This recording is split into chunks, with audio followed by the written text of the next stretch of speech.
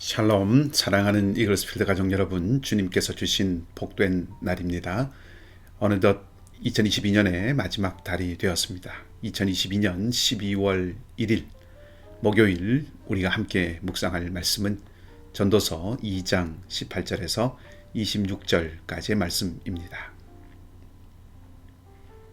내가 해 아래에서 내가 한 모든 수고를 미워하노니 이는 내 뒤를 이을 이에게 남겨주게 됨이라. 그 사람이 지혜자일지 우매자일지야 누가 알랴마는 내가 해 아래에서 내 지혜를 다하여 수고한 모든 결과를 그가 다 관리하니 이것도 헛되도다. 이러므로 내가 해 아래에서 한 모든 수고에 대하여 내가 내 마음에 실망하였도다.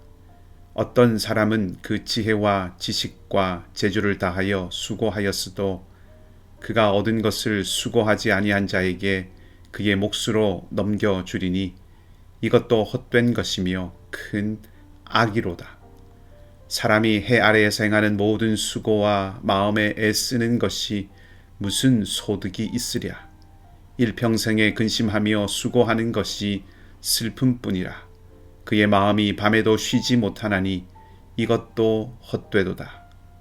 사람이 먹고 마시며 수고하는 것보다 그의 마음을 더 기쁘게 하는 것은 없나니 내가 이것도 본즉 하나님의 손에서 나오는 것이로다. 아, 먹고 즐기는 일을 누가 나보다 더 해보았으랴. 하나님은 그가 기뻐하시는 자에게는 지혜와 지식과 희락을 주시나 죄인에게는 노고를 주시고 그가 모아 쌓게 하사 하나님을 기뻐하는 자에게 그가 주게 하시지만 이것도 헛되어 바람을 잡는 것이로다. 아멘. 어제 본문의 마지막 구절이었던 17절은 살아있는 것을 증오했다라고 하는 정도로 이해해 볼 수 있습니다. 살아있는 것을 증오한다는 것은 당혹스럽게 느껴질 수도 있는 말입니다. 하지만 전도자가 이렇게 말하는 이유는 현실에 대한 솔직한 마음의 표현입니다. 지혜마저도 죽음 앞에서는 맥없이 무너지는 것을 깨달았기 때문입니다. 죽음이 얼마나 강한가를 말하는 것이기도 하지만 이런 깨달음의 밑바닥에는 세상에는 수동적으로 받아들일 수밖에 없는, 겪을 수밖에 없고 수동적으로 당할 수밖에 없는 일이 너무나도 많다는 사실입니다. 지혜가 보여주는 탁월성이 있고 지혜가 사람의 삶과 세상에 유용하고 유익함을 끼치지만 그러나 그 지혜와 지혜자마저도 자신의 의지와는 달리 수동적으로 겪을 수밖에 없는 그저 속절없이 당해야만 하는 일이 있다는 것이지요. 그 삶의 수동성 앞에서 전도자가 현실적으로 괴로워하는 것입니다. 그런데 사실 이것은 삶이 뜻대로 되지 않는다는 불평이나 삶에 대한 부정은 아닙니다. 삶의 괴로움과 수동적으로 맞이해야 하는 온갖 일들에 대해서 헤벨, 헛되다고 말하는 이 선언의 심연에는 절대자의 주권과 절대자의 자유를 인정하는 태도가 있다는 것이죠. 절대자의 주권이 있기에, 창조주의 주권이 있기에, 하나님의 주권이 있기에 피조물에게 수동성이 있는 것이죠. 누군가 능동적이어야 누군가는 수동적입니다. 능동적인 어떤 것이 없다면 수동적인 것도 없습니다. 그리고 이 말은 또한 절대자요 창조주인 하나님과 인간의 관계에서 인간 존재의 허약함을 고백하는 말이기도 합니다. 어제 본문에 대한 말씀을 다시 반복한 이유는 오늘 말씀이 바로 그 17절에 이어지는 말씀이기 때문입니다. 전도자는 17절의 말씀을 이제 자기에게 적용합니다. 전도자는 해 아래에서 내가 한 모든 수고를 미워한다, 증오한다고 말합니다. 내 수고가 헛된 것 같다는 말이지요. 조금 쉽게 말하면 자신이 수고하고 땀 흘려서 일군 열매들을 생각하면 억울하기 그지 없다는 뜻입니다. 내가 땀 흘리고 수고하고 애써서 이룬 것들을 자신이 다 누리지 못한다는 차원도 있겠지만 자신의 열매 혹은 유산을 물려받을 사람이 지혜로운 사람이면 좋겠지만 현실적으로는 우매자, 곧 어리석은 사람이 될 수도 있다는 것 때문입니다. 누가 그것을 이어갈지 모르기 때문에 실망스럽다는 것이지요. 나아가서 전도자가 실망하게 되는 또 하나의 경우가 있는데, 누군가는 지식과 지혜와 재주를 다하여 수고하지만 그 열매가 수고하지도 않은 사람에게 몫으로 넘어가는 경우가 있다는 것입니다. 땀 한 방울 흘리지 않은 사람이 다 차지해버리는 경우가 있는데, 그런 것을 보면 허무하고 그것은 선한 것이 아니라 악한 것이라는 말입니다. 놀랍게도 전도자는 이런 현실 앞에서 불쾌함을 여과 없이 표현합니다. 수고의 정당한 대가를 얻지 못하는 현실을 향해서 악이라고 규정하고 선언합니다. 노동, 즉 일은 삶입니다. 하루하루 일하는 것이 모여서 삶이 됩니다. 요리하고 제품을 소개하고 물건을 만들고 손님을 맞이하고 옷을 수선하고 잔디를 깎고 눈을 치우고 배관을 고치고 프레젠테이션을 하고 자격증을 위해서 시험을 보고 재고를 정리하는 이런 것들이 모여서 삶이 됩니다. 가족과 함께 식탁에 앉고 자녀들을 양육하고 부모의 말씀을 새겨보는 이런 일들이 모여서 삶이 되는 것이죠.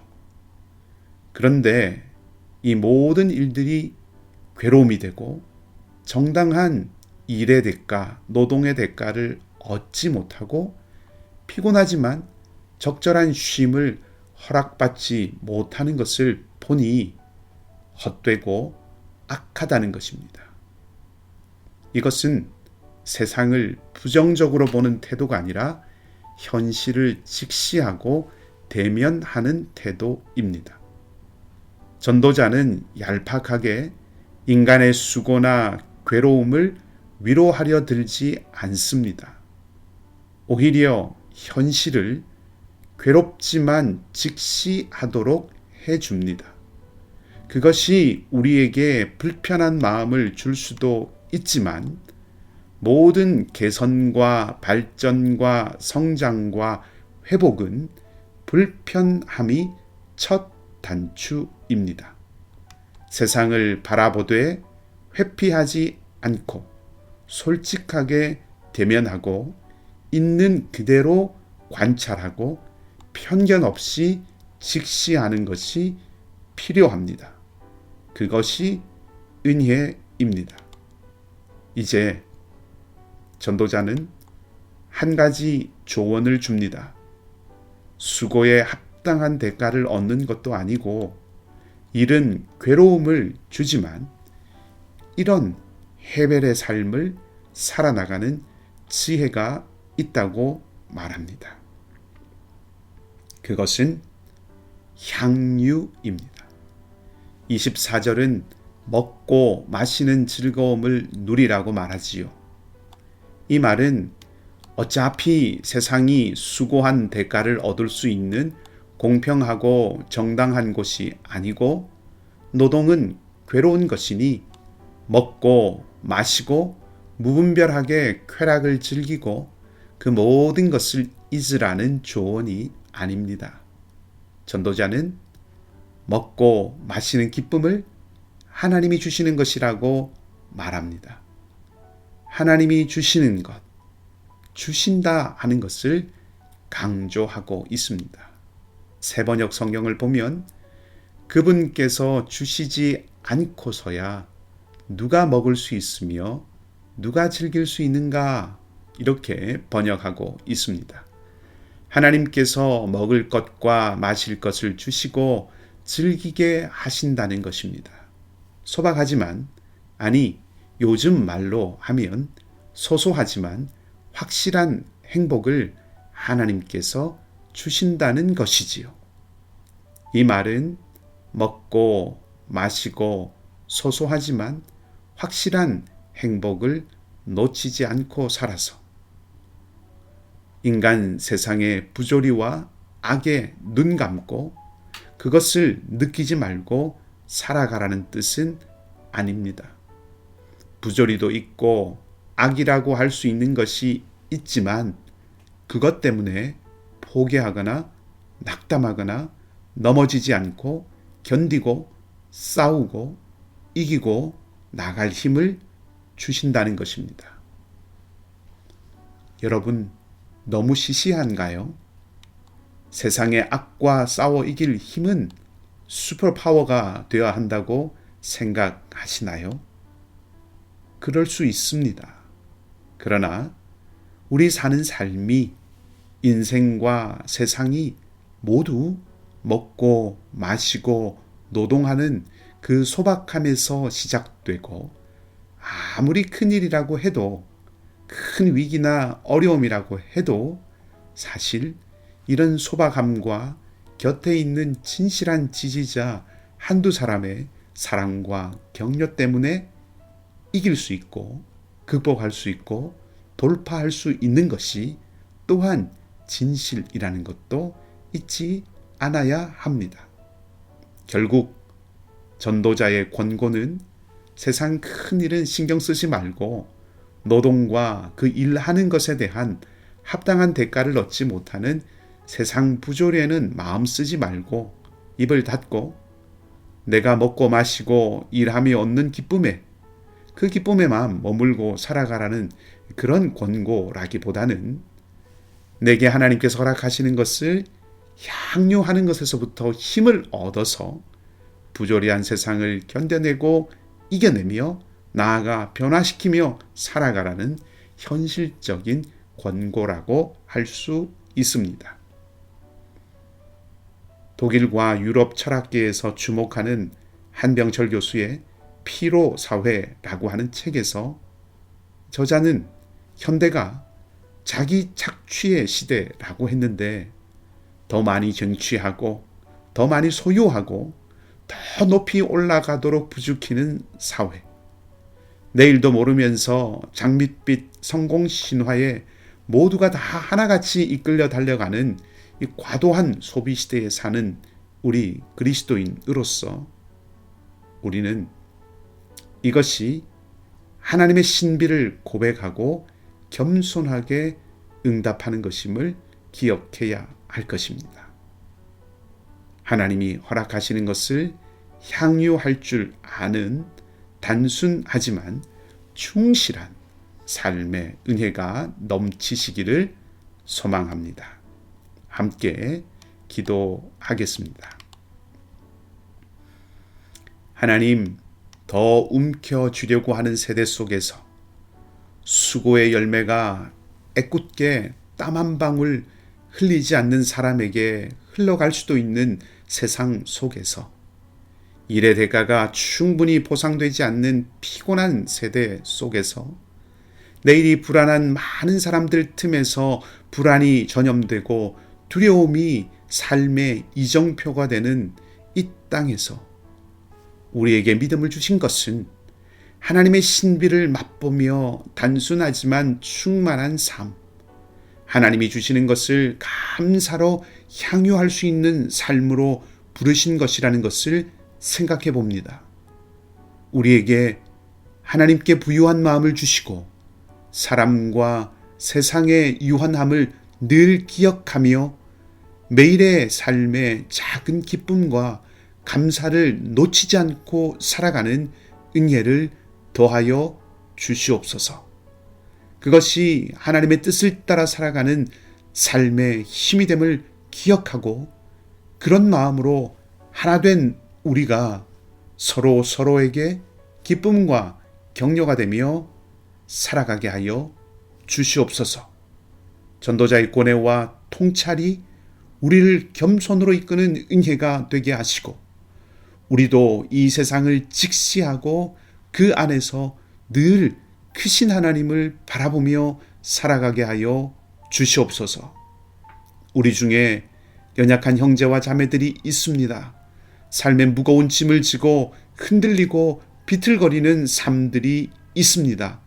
주님께서 위로와 소망으로 함께 하시고 긍휼과 자비를 베풀어 주시옵소서. 최지수 자매를 특별히 주님께서 능하신 손으로 붙들어 주시기를 주님 간절히 바라고 간구하오니 우리의 기도를 들어 주시옵소서. 주님, 우리의 모든 것을 주님의 손에 맡기오니 능하신 팔로 오늘도 붙드시고 인도하여 주시옵소서. 감사를 드리며 좋으신 주님 예수 그리스도 이름으로 기도하옵나이다. 아멘.